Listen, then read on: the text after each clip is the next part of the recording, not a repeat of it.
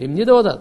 Ва инни хифтул мавалия ми вараи ва канат имраати ақиран фахабли мин ладунка валия.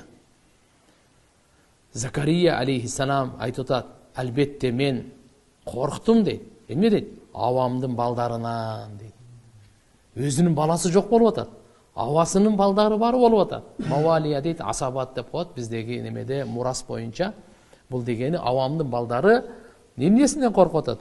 Мүмкін мен өліп қалғаннан кейін артыман менің шариатыма, диниме лайықты амал қылбай қоебу.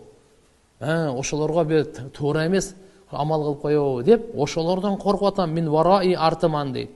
Ва канат имраати, жана менин аялым ақиран, төрөбөс болчу дейт.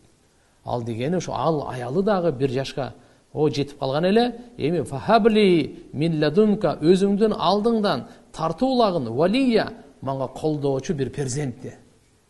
Валия деп мынакей колдоочу бир перзентти. Ярисуни ва ярису мин али Яқуб. Мага дагы мурас боло турган, Яқуб пайгамбардын урпагынан дагы мурас боло турган ушундай бир колдоочу бергин өзүңдүн алдыңдан. Ва жаалху робби радия, жана о Роббум, аны сен өзүңдү разы кыла турган адамдан кылгын дейт. Перзент сураганда кандай перзент сураш керек экен? Алладан сураганда салих перзент сураш керек экен. Бул салих перзент сураган тугандар пайгамбарлардын сүннөтү. Робби хабли мин ладунка зурриятан тоййиба.